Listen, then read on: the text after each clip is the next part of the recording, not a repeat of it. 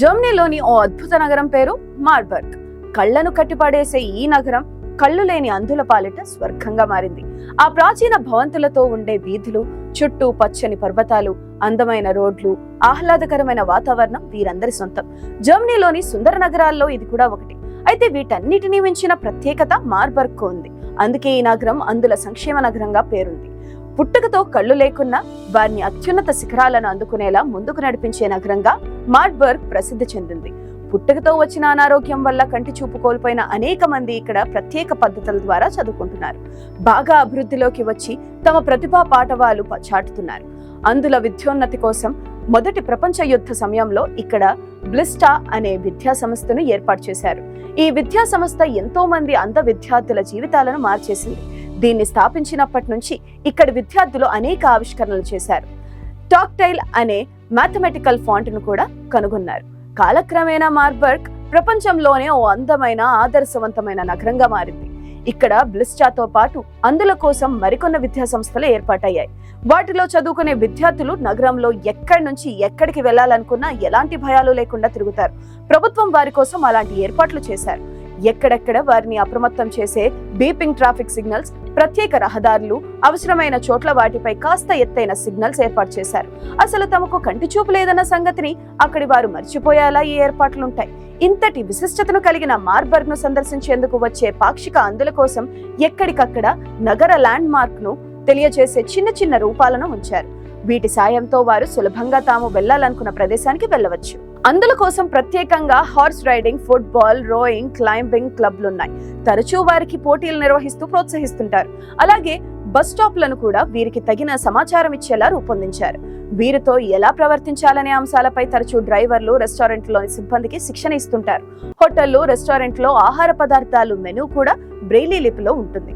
బ్లిస్టాతో పాటు ఇక్కడ ఇతర విద్యా సంస్థలో చదువుకునే వారు భారీ పుస్తకాలతో ఇబ్బంది పడనవసరం లేదు. వారి కోసం ప్రత్యేక స్క్రీన్ రీడర్స్ అందుబాటులో ఉంటాయి. ఈ విద్యార్థి పేరు లియోన్ పోర్చ్. ఆయన ఇక్కడ ప్రస్తుతం కంప్యూటర్ సైన్స్, బయోకెమిస్ట్రీ చదువుతున్నాడు. మొత్తం జర్మనీలోనే చాలా తక్కువ మందిలో ఎంచుకునే బయోకెమిస్ట్రీ చదువుకున్న మొట్టమొదటి అంధ విద్యార్థిగా పోర్చ్ రికార్డులోకి ఎక్కాడు. సాధారణ మనుషులే ఇందులో ఉండే చిత్రాలు, ల్యాబ్ ప్రయోగాలు నేర్చుకోవడానికి చాలా కష్టపడాల్సి వస్తుంది. అలాంటిది అంధ విద్యార్థులు ఇంత తేలికగా తమ పనులు చేసుకోవడం వెనుక మార్బర్గ్ లోని విద్యా సంస్థల కృషి దాగి ఉంది. వారు అన్నిటికీ ప్రత్యామ్నాయాలను, పరిష్కారాలను కనుగొన్నారు. అంధ విద్యార్థులు వీలైనంత సులభంగా చదువుకునేలా ఇక్కడి అధ్యాపకులు ఎప్పటికప్పుడు సులభమైన మార్గాలు కనుగొంటూ విద్యార్థులతోనే విభిన్న ఆవిష్కరణలు చేయిస్తున్నారు. కోవిడ్ పరిస్థితుల్లో కూడా వీరు ఎలాంటి ఇబ్బంది లేకుండా చదువుల్లో ముందుకు దూసుకు వెళ్తారంటే అర్థం చేసుకోవచ్చు. అందులకు కంటి చూపు మాత్రమే ఉండదు, మిగతా అన్ని జ్ఞానాలు మామూలు మనుషుల కన్నా ఎన్నో రెట్లు ఎక్కువగా ఉంటాయి అంటున్నారు శాస్త్రవేత్తలు. ఇక్కడ వారికి కంటి చూపు లేకపోయినా స్పర్శతో, మాటలతో చూస్తారు. తేలికగా తమకు కావాల్సిన పనులన్నీ చేసుకుంటారు. ఎవరూ ఎవరికి అడ్డురారు. వచ్చినా వారు కూడా కంటి చూపు లేని వారుగానే ఉంటారు కాబట్టి ఒకరినొకరు సర్దుకుపోతారు. అంతేకాదు ఒకరినొకరు సాయం కూడా చేసుకుంటారు. మార్బర్గ్ విద్యాలయాల్లో చదువు నేర్చుకుని మౌనంగానే ఎదిగిన విద్యార్థులు అక్కడి నుంచి నేరుగా సువిశాల ప్రపంచంలోకి దూకేస్తున్నారు. ప్రపంచవ్యాప్తంగా అనేక కంపెనీల్లో ప్రవేశిస్తూ ప్రముఖ వ్యక్తులుగా పేరు తెచ్చుకుంటున్నారు. ఇప్పటికీ ప్రపంచవ్యాప్తంగా మార్బర్గ్ నుంచి చదువుకుని బయటకు వచ్చిన వారు పెద్ద పెద్ద ఉద్యోగాలు చేస్తున్నారు. మార్బర్గ్ అంటే జర్మనీ భాషలో సరిహద్దు కోటగా పిలుస్తారు. చరిత్రను బట్టి చూస్తే 1130 నుంచి ఈ పేరు ఈ నగరానికి వాడుకలో ఉంది. ఈ ప్రాంతాన్ని ఒకప్పుడు తురింగియా అనేవారట. హంగేరీకి చెందిన సెయింట్ ఎలిజబెత్ ఈ నగరాన్ని పాలించారు. అప్పటి జర్మనీ రాజధాని అయిన హెన్సీ నుంచి ఇక్కడికి వచ్చినట్టు చరిత్ర చెబుతుంది. ఆమెకు సేవాభావం ఎక్కువ కావడంతో ఆ దిశగా నగరం దశ మారింది. అప్పటి నుంచే మార్బర్గ్ చారిటీలకు పెట్టింది పేరుగా ఉండేదట. రీజనల్ షాపింగ్ కు, వేసవికాలపు విడిదిగా, సమావేశాలకు అడ్మినిస్ట్రేటివ్ సెంటర్ గా జర్మనీలో పాపులర్ నగరం అయిందని చెబుతారు. ఇక్కడి పలు రసాయన ఫ్యాక్టరీలు, ఫార్మా మందుల ఫ్యాక్టరీలు, ఎలక్ట్రికల్ ప్రెసిషన్ పరికరాలు ఇతర దేశాలకు ఎగుమతి చేసేవారు. పైగా ఈ నగరం ఆదాయం అంతా ఈ పరిశ్రమల నుంచి వచ్చేదట. చివరకు మార్బర్గ్ లో ఫిలిప్స్ యూనివర్సిటీ ఏర్పాటైంది. ఇది జర్మనీలో మొట్టమొదటి ప్రొటెస్టెంట్ యూనివర్సిటీగా పేరుంది. క్రిస్టియన్లలోని ఒక వర్గం విద్యార్థులు ప్రపంచవ్యాప్తంగా ఇక్కడికి ఉన్నత చదువుల కోసం వచ్చేవారు. ప్రపంచంలో ఓపెన్ ఎయిర్ థియేటర్ నిర్మాణం కూడా ఇక్కడే మొట్టమొదట ఏర్పాటు జరిగిందని చరిత్రకారులు చెబుతున్నారు. అయితే ఇక్కడి ప్రాచీన కాలపు యూనివర్సిటీల్లో బ్రెయిలీ లిపి వచ్చే వరకు చదువుల విషయం కాస్త నెమ్మదిగానే సాగేది. అయితే బ్రెయిలీ మహానుభావుడు లిపి ఆవిష్కరణలతో ఒక్కసారిగా వారి జీవితాల్లో వెలుగులు విరజిమ్మాయి. అమావాస్య చీకట్లను మించిన అంధకారంతో దిక్కుతోచని స్థితిలో నిరాశ నిస్పృహల మధ్య జీవితం గడుపుతున్న కోట్లాది మంది అంధులకు మహోన్నతుడు లూయిస్ బ్రెయిలీ కంటి చూపుగా మారాడు. ప్రపంచం గురించి తెలుసుకోవాలన్న జ్ఞానాన్వేషణకు కళ్ళు ప్రథమ ద్వారాలు, దర్పణం లాంటివి. అందుకే సర్వేంద్రియానాం నయనం ప్రధానం అన్న సూక్తి ఎనలేని ప్రాముఖ్యాన్ని సంతరించుకుంది. దృష్టిలోపంతో సృష్టిని కనలేని అంధులకు ఉపయోగపడే విధంగా 6 అక్షరాలతో చదవడానికి, రాయడానికి అనువుగా అద్భుతమైన అక్షరాలను రూపొందించాడు బ్రెయిలీ. పైకి ఉబ్బెత్తుగా ఉండి చేతి వ్రేళ్లతో స్పృశించి ఆ అక్షరాలను గుర్తించేలా అందులకు వీలైన రీతిలో తీర్చిదిద్దిన బ్రెయిలీ విధానాన్ని ఇప్పుడు ప్రపంచవ్యాప్తంగా బ్రెయిలీ భాషగా వ్యవహరిస్తున్నారు.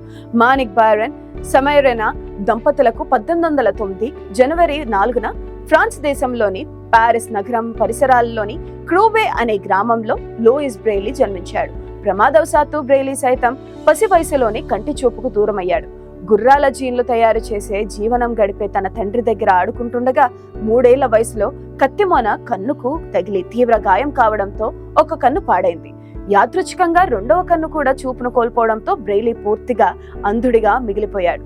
చదువుపై ఎంతో ఆసక్తి కలిగిన బ్రెయిలీ తన సోదరితో క్రమం తప్పకుండా పాఠశాలకు వెళ్లేవాడు.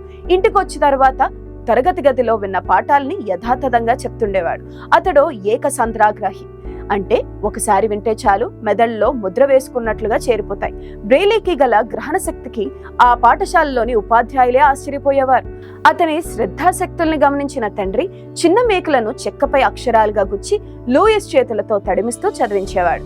లూయిస్ 10వ ఏట పారిస్ లోని national institute for the blind లో స్కాలర్షిప్ కు ఎంపిక కావడం అతని జీవితాన్ని కొత్త మలుపు తిప్పింది.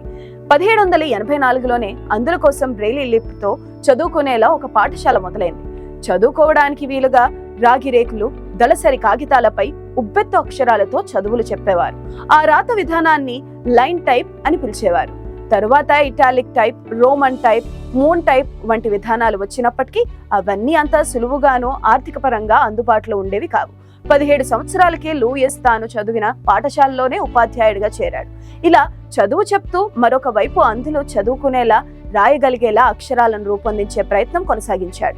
1821లో బ్రెయిలీ అంధుల మెరుగైన పద్ధతిలో సులభంగా చదవడానికి, రాయడానికి అనువుగా 6 చుక్కల అక్షరాలతో కూడిన పద్ధతిని బ్రెయిలీ రూపొందించాడు. ఆ లిపి ఆధారంగానే ఇప్పుడు జర్మనీలో మార్బర్గ్ లో 20కి పైగా యూనివర్సిటీలు, ప్రపంచవ్యాప్త అంధ విద్యార్థులు చదువుకుంటున్నారు.